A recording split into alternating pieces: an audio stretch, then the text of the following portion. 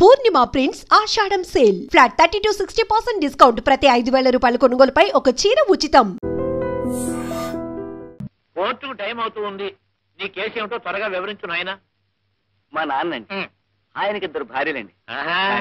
నేను పెద్ద భార్య కొడుకునండి. మా అమ్మగారు పోయారండి. అయ్యో పాపం. ఇప్పుడండి మా నాన్న తన 2వ భార్య కొడుక్కి ఆస్తి అంతా రాసేద్దాం అనుకుంటున్నాడు. ఏమండి అమ్మా ఒకసారిలో వస్తారు? వస్తానమ్మా. నిన్ను కాదు నన్ను. అవతల పనిలో ఉన్నాను. ఏమిటి ఇది నిజమేనా అంట? ఏమిటి? నమ్మబుద్ధి కాలేదనుకోండి. అన్నయ్య గారు ఆ తులసిని వెంటేసుకుని ఊళ్ళమడి తిరుగుతున్నారట. అంతవరకు నిజమే. అంతకు మించి నువ్వేమన్నా అబద్ధం. సరేనా? అది కాదండి, ఊళ్ళో అందరూ చెవులు కొరుక్కుంటున్నారు అనుకోండి. కొరుక్కోమను. చెవులేం కర్మ, ముక్కు నోరు కాళ్ళు చేతులు అన్ని కొరుక్కు తినమను. అది కాదు, నేను అవతల పార్టీతో మాట్లాడుతున్నాను. నన్ను డిస్టర్బ్ చేయకు. Don't disturb me.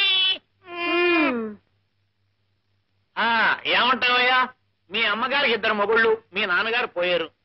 కాదండి, మా నాన్నగారికి 2 భార్యలు, మా అమ్మగారు పోయారు. ఓ ఏమండి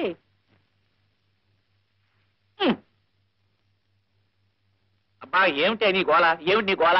గోళా కాదు, గోళీ కాదు. నేను చెప్పేది వినిపించుకోరే. ఏమిటి? అన్నయ్య గారు ఎంత నిష్ఠాపరుడు, ఎటువంటి సాంప్రదాయమైన వంశం. రోజు దేవతార్చన చేస్తేనే గాని పచ్చి గంగైనా ముట్టేవారు కాదు. ఇప్పుడు ఏమైనా తప్ప తాగి రోడ్డున పడ్డాడా? ఒక అనాథికి ఆశ్రయం ఇచ్చాడు, అంతేనా? పాయింట్ని నీ పాపిళ్ళగా అష్టవంకలు చెప్ప. అది కాదండి, అవతల పార్టీ.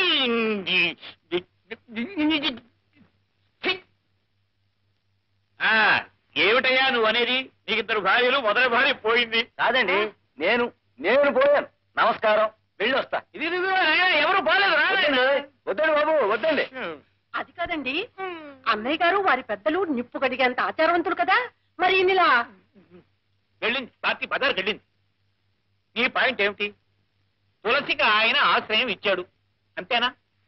సంగీతం అంటే ఇద్దరికి ప్రాణం గనక ఆయన పని చేశాడు, తప్ప రేపొద్దున ఏదైనా ఒక ఆడపార్టీ ఇక్కడికి వచ్చి నాతో కూర్చుని మాట్లాడుతూ ఉంటుంది. నిన్ను విడిచిపెట్టే చేసి ఆ పార్టీ వెంబడి నేను పోయినట్టేనా? కులం ఏదైనా తులసి నిజంగా తులసి మొక్కంత పవిత్రురాలు. ఆ వినయము, విధేయత, నమ్రత, ఆ భక్తి ఇంకెవ్వరికి రావు.